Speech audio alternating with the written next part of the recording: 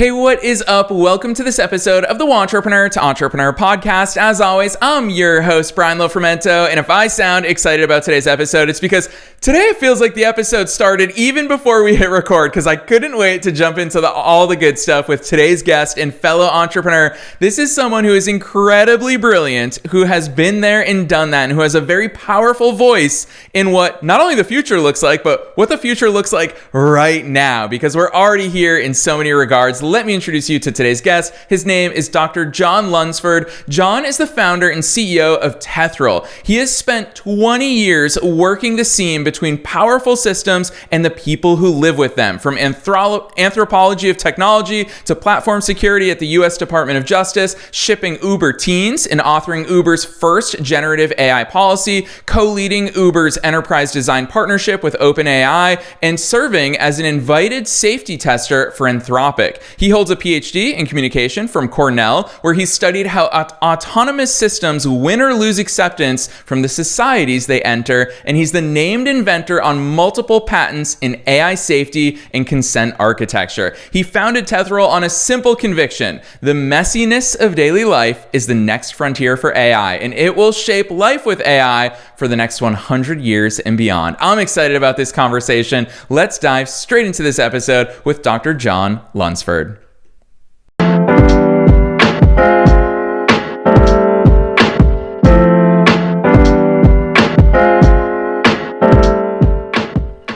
Oh my gosh, John, I am so very excited to have you here with us on the air today. First things first, welcome to the show. Thanks so much, Brian. I am super excited. I can't help but really vibe off your energy too. Heck yeah. Well, yeah, you and I both know that this started way before we hit record together today, just instantly geeking out about all things tech. So I think that's a perfect segue for you to kick things off. John, take us beyond the bio. Who's John? How'd you start doing all these cool things? Yeah, well, I started doing these things because I couldn't help it. Annoying as it was to my parents, at 8 and 10 years old, I was taking apart anything I could get my hands on. Not always putting them back together, right? But that's how you learn. I mean, it's like doing it over and then messing it up and then figuring out why you messed up and fixing it. And I really carried that through. I have been in love with the possibility of what technology can do for people and how it can, I don't want to say level a playing field, how it can allow us to do what excites us better. And I think that's one of the reasons I really latched onto AI, like so many of us did early on, was just because of its potential to help us live with AI, live with technology in a way that, honestly, we've been promised for the last 20 years, especially with these home tech that really haven't come through for us. And I'm super excited for how that can materialize even today. So well said, John.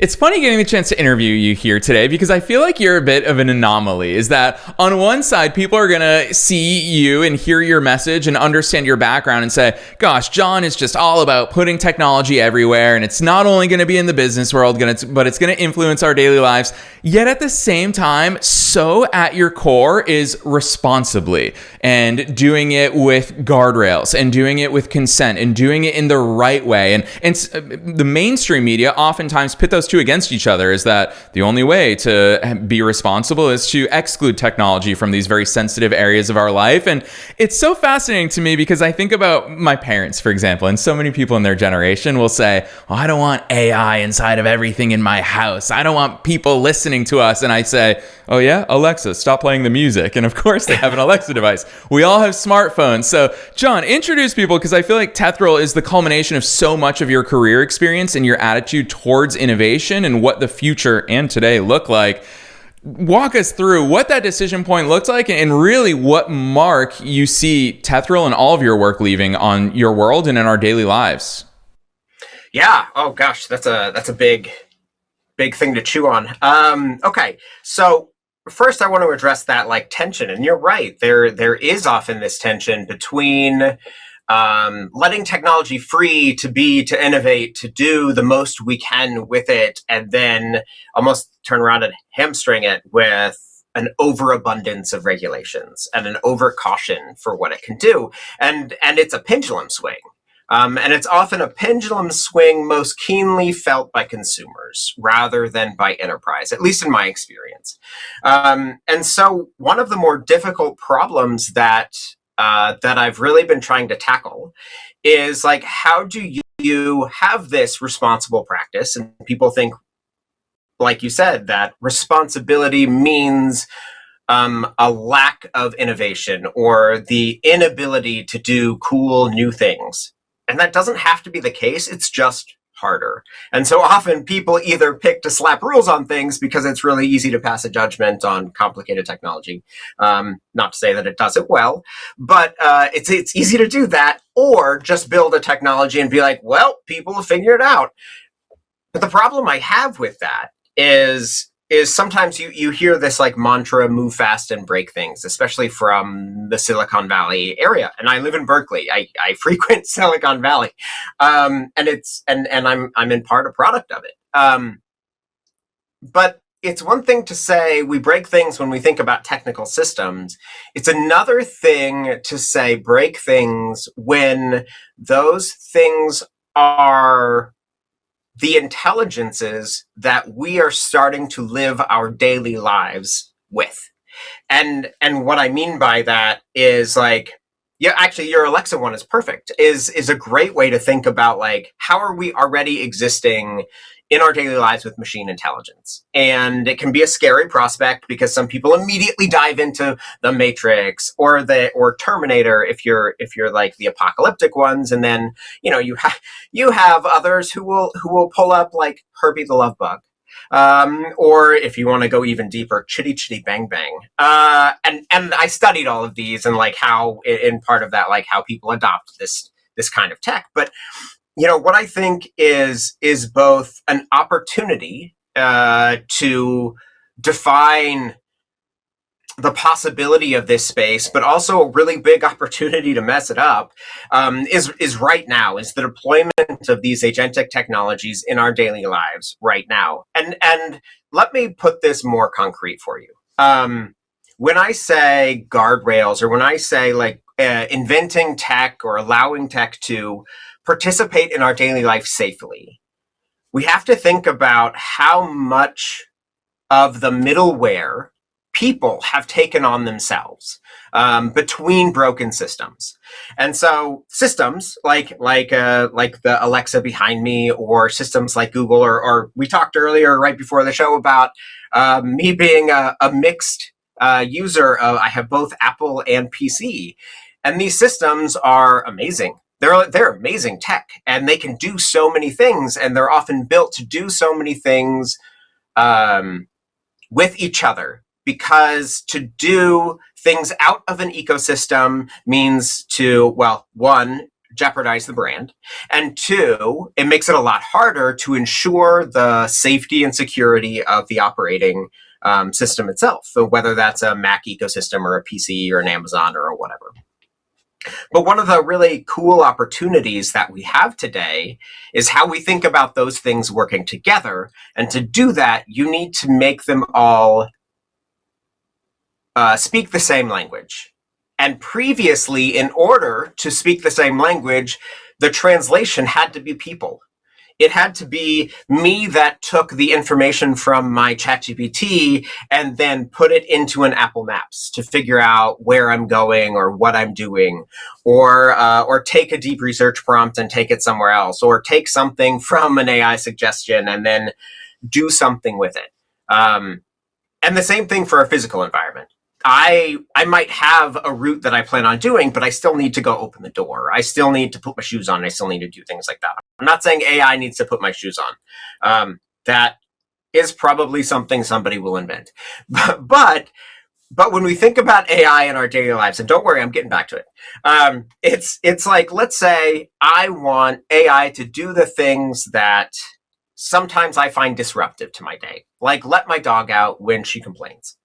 And so I could be like, hey, Tethral, open the back door whenever my dog whines. And so you create this adaptive or responsive environment. And so my dog whines and the back door opens and she goes out, and then she barks at me because she wants me to come out with her. and it doesn't solve for that, but it does solve for the door problem. Now, if you've engaged with AI, you're probably familiar with something called context rot, even if you're not familiar with the name itself. And context rot is when you have been using a single conversation with AI for a long enough time that it starts to forget parts of the conversation, that it starts to integrate things that you didn't say, or like things that you, part of what you said here and part of what you said there, and put it together into a sentence that's like, oh, when you told me this, I'm like, I didn't say that.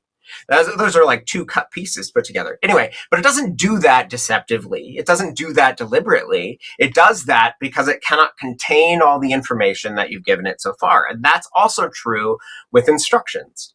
And so if I have a agent running in my house all day, and I'm like, all right, let the dog out when she whines. But instead of the front door, or instead of the back door, it opens the front door. And it's a seemingly really small change in terms of AI speaking with these physical systems. But now my dog is out front. Now my dog or my toddler or my aging parent is out wandering in the street. And so in this simple change in our daily lives that we would normally navigate ourselves, we would pass that judgment on.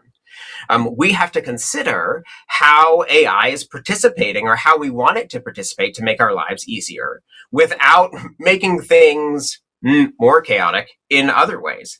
And that's one of the, I mean, it's a very simple example, but imagine that, or turning the stove on, or reminding you or not reminding you to do something. And I think AI has a tremendous potential to really help us do cool stuff. Or more of the cool stuff that we already do. But we need to figure out how to make all these systems talk to each other in a way that is as flexible as people are. And that's, I think, the biggest challenge. That's really the big frontier, and why I call it a messy system, is because people are messy, but we're enormously flexible. We can make judgment, we can adapt, we can do things and articulate our environment. And so getting AI to engage with hardware and software and things to help pick up some of that messy burden is definitely where the frontier is going. And it's not just going to be the Jetsons. It's going to be helping us do anything from, somebody's going to invent putting on my shoes or brushing your teeth. Like how many cartoons have you seen when they have like an AI doing your teeth for you? Because it's boring. But there's so much more out there, like in a way that can help us adapt to our environment. I even have my lights tuned so that when I'm reading, it changes the amount of light, or the kind of light that's in my office, depending on how much eye strain.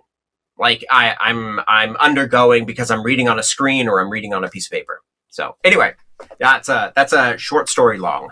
No, it's so cool, John. I will publicly confess, part of why I've been so excited to have you here on the air and geek out about this stuff is because for me as an entrepreneur, obviously we're being listened to by a worldwide audience of entrepreneurs. We're always talking about all of this stuff in our business lives. I don't know why we think it's any different in our home lives. And for me personally, I've always been into tech ever since I was a little kid. And the most basic form of home automation, my gateway drug into home automation, was a very simple tool that I found many years ago called If This, Then That. It was the most, and I still use it to this day, it is the most basic tool because it's exactly that. There's no AI, there's no brain in it. It is literally just rules. If this happens, then do this. And for me, John, I'll very publicly confess the fact that I think that home automation is a gateway to being a better business thinker, a better systems thinker, a better innovator. Because when I started to view the possibilities of, gosh, that would be chronically, ever since I was a little kid, I leave the lights on all the time. Doesn't matter where I go. My dad always followed me around. Why are you leaving these lights on?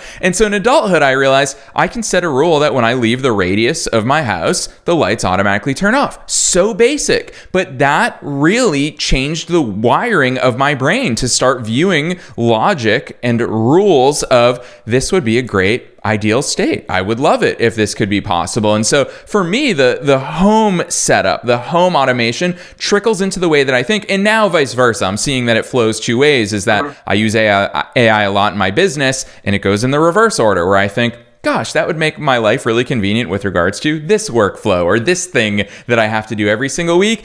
You have such a wide variety of experience. You've worked in transportation, you've worked in big business, you've worked at so many different segments of what life is. Home clearly means a lot in the way that you started Tethral. Why home? Why is that the area that you said, you know what, I'm going to take my skills and experiences to?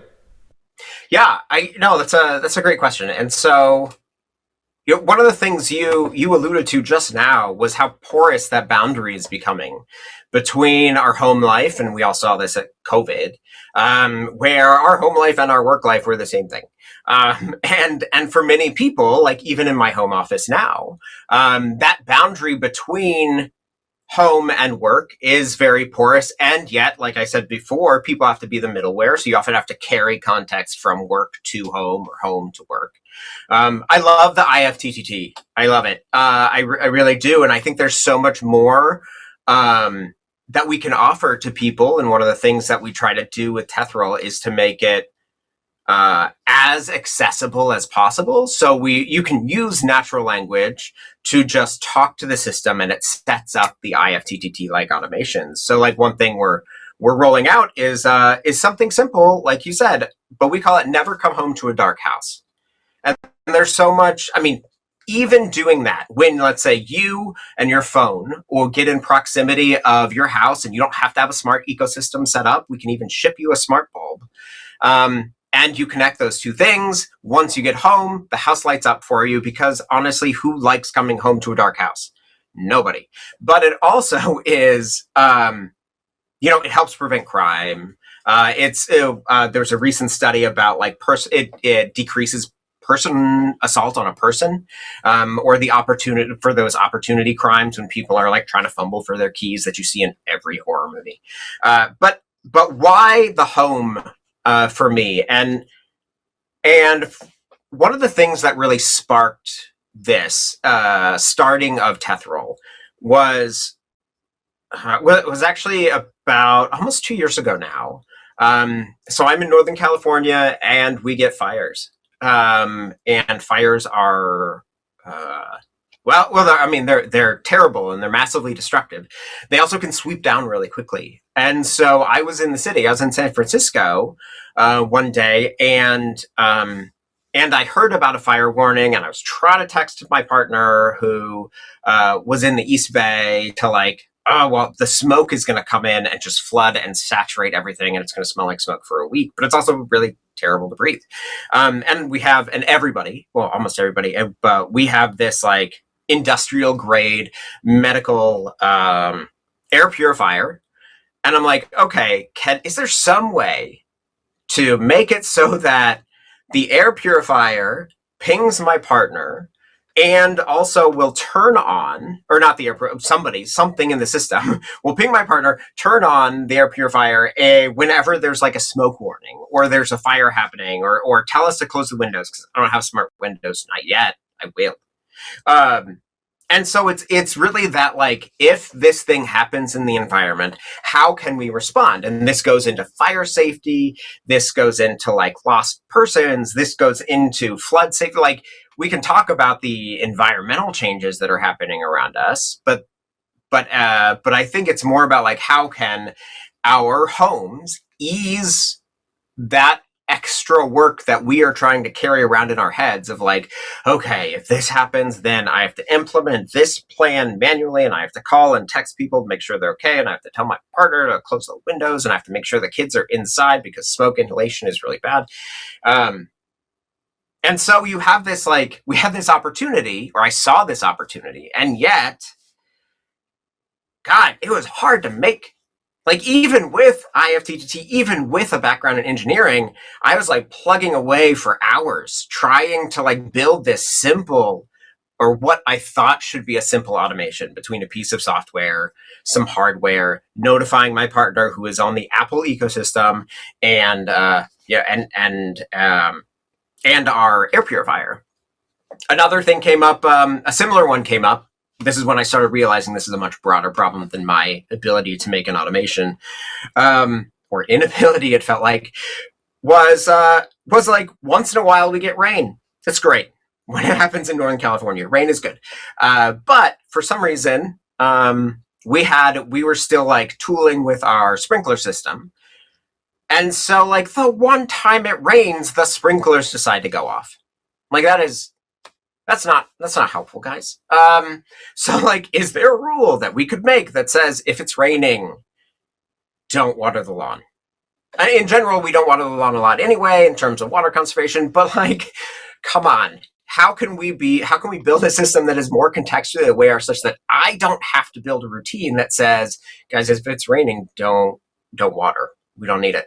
And that's I think also why this emergence of AI is so exciting, because of its ability to reason. When given the right context, when given the right framework, when given the right permissions and languages, you can then have it reason that like, oh, this changes in the environment, therefore the downstream consequences are likely to be that. It's like if this, then that times 11.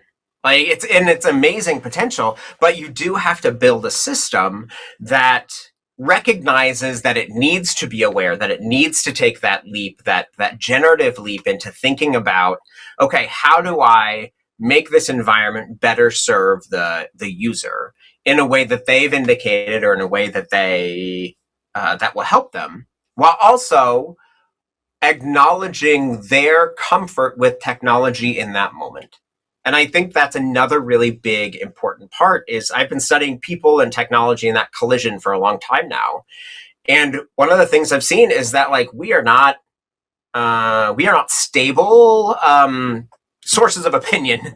Typically our opinions, our preferences, our moods change because we're people. And sometimes I feel better about AI taking over certain tasks than I do on other days, when I'd rather do it myself for whatever reason.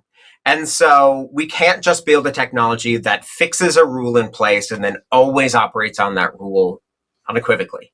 It needs to be adaptive, not just to the environment, but also to the inconsistencies that we as people bring to the equation.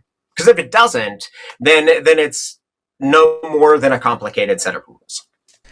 John, hearing the way you talk about that, actually, I'm going to push back a little bit on your analogy of it's if this, then that, times anything, times 100, times 1,000, doesn't matter. Because I think it's actually completely different. I'm going to use my favorite piece of real life technology that I use on a daily basis as an example. I think that it's actually not if this, then anything anymore. It's if this, then figure it out. Because that's how we as people operate. And I'm a longtime Tesla driver. I love Tesla. I love full self-driving technology. There's so many powers in there. It blows my mind every single day, John. Just the other day, I live here in Florida on the Gulf Coast. It's always developing. There's so much construction.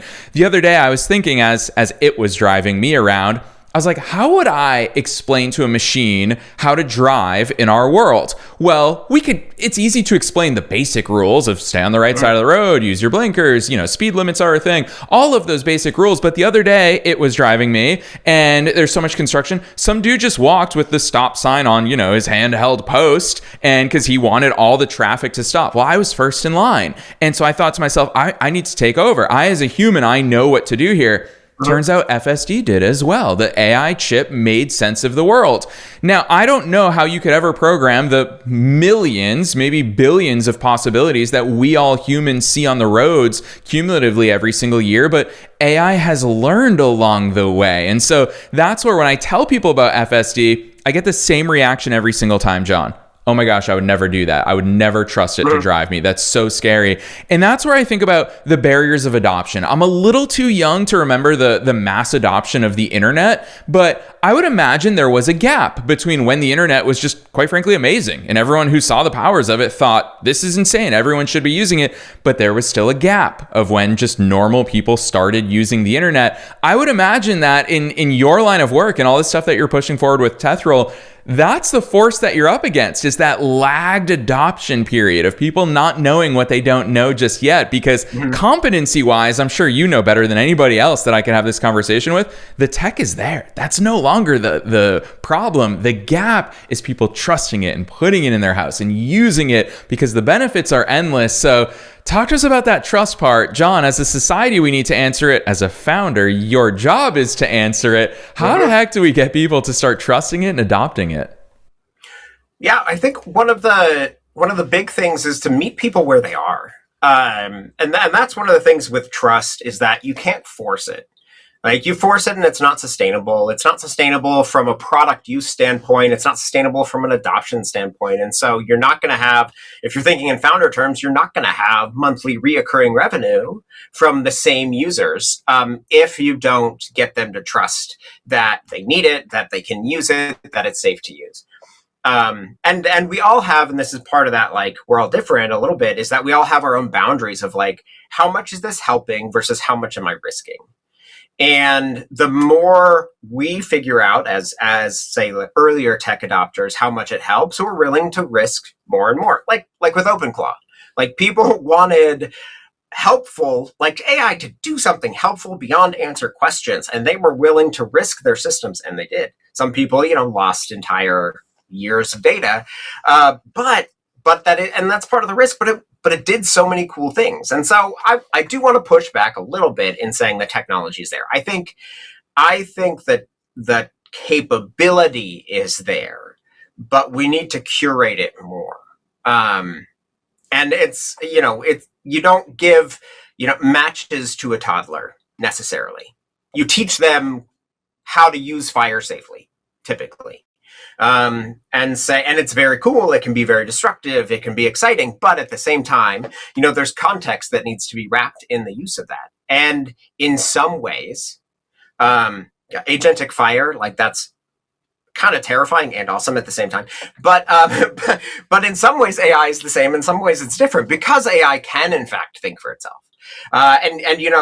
Your car example is a really great one because when I was first working with startups around AV tech in Boston, and this was pre LLMs, so like 2019.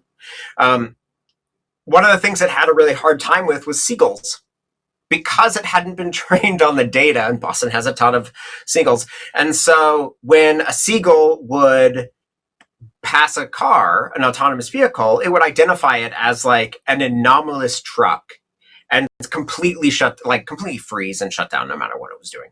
And that's terribly unsafe, but also the way that we used to need to train them was on every individual use case, not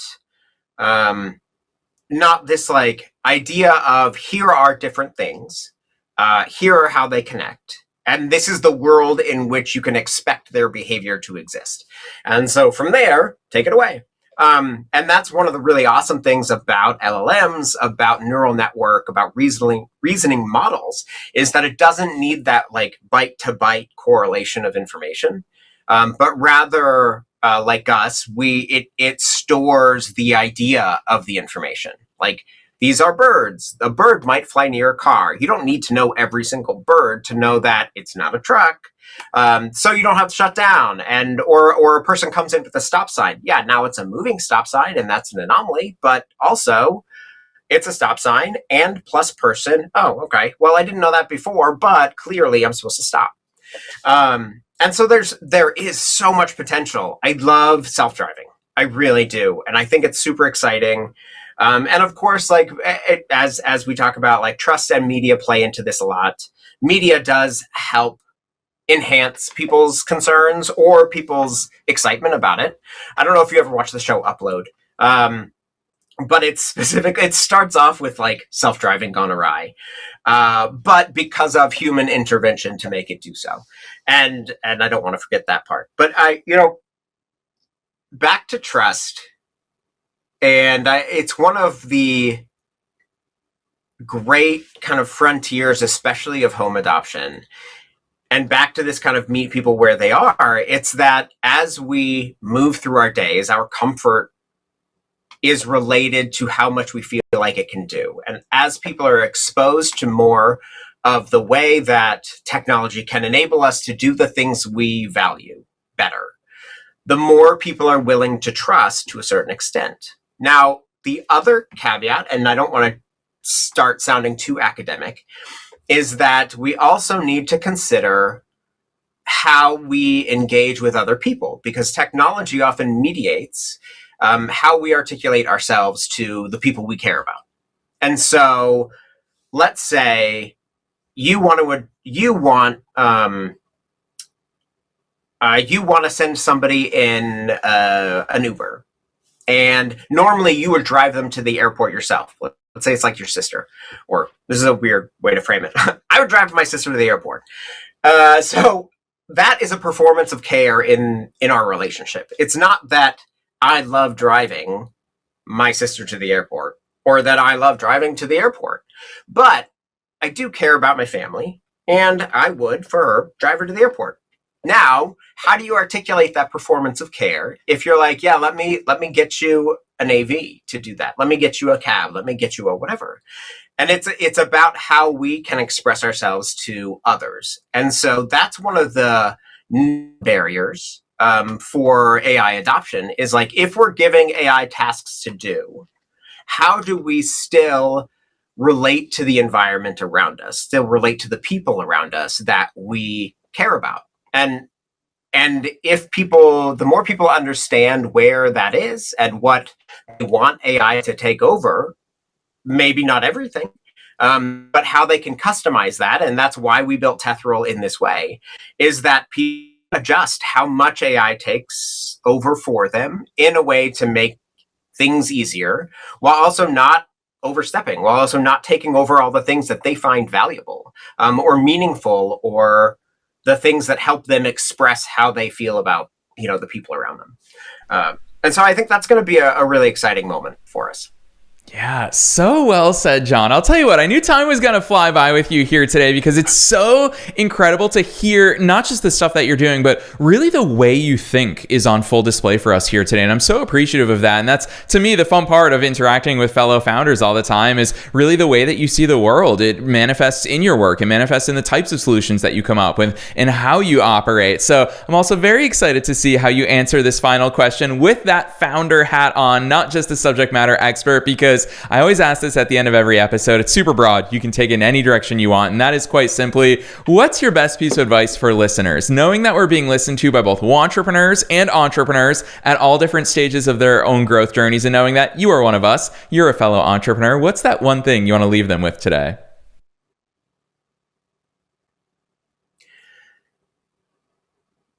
That the thing that keeps striking me, Brian, is that sign behind you, the one that says "Don't quit." And people often talk about the excitement of being an entrepreneur, the ability to build, the ability to do things, and a lot of times we don't hear as much about that it's hard, that it's that there are moments in the day, maybe every day, where you're like, am I doing the right thing? What if this doesn't work? What if it doesn't? Whatever. And I think one of the most important things for an entrepreneur to have is excitement about their idea, because it's I don't want to sound cheesy or rote or anything, but I have found that being excited about what AI can do for us has helped me push through the more difficult moments of the day-to-day, of the things I don't like to do, or just building a business. It can be hard, and it can be lonely, and it can present challenges that you are uncomfortable with. And being excited and drawing on that, reminding myself, or finding small ways to remind yourself why you do this, why this excites you, why this is important, is helpful, because I also find that it's much harder to carry on. It's much harder to approach your day with excitement if you don't feel it for your project. And and it's also hard to sell why this is important to others if you yourself can't get excited about it. So I'm not saying give up on your project. I'm not saying there are certainly days where you don't feel excited, and that's okay. That's normal. That's human. But I think keeping reminders, or giving yourself space to remember to get back to why this excited you in the first place is crucial to being able to maintain that momentum, to be able to like bring this to people that need it or deserve it. Especially for me with something like Tethral, I think everybody from a toddler to my grandparents should be able to use AI in a way that makes sense to them, and that's why I build it, and that is what excites me about it.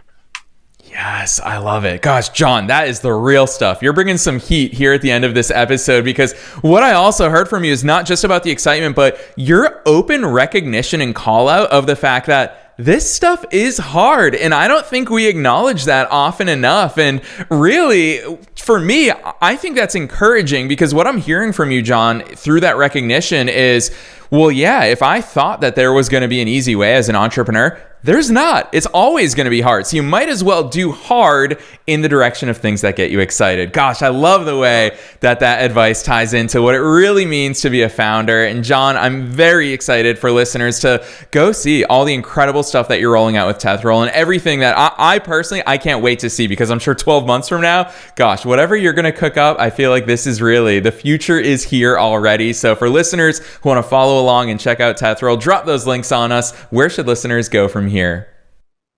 Yeah, so we are live in the App Store right now, both on Android and iOS. You can't be a interoperability startup if you're not going to be on the platforms. We'll be rolling out a web app soon. You can find us at tethral.ai, and actually we just passed a set of compatibility tests, so you'll see these huge changes coming to the app in the next 2 to 4 weeks.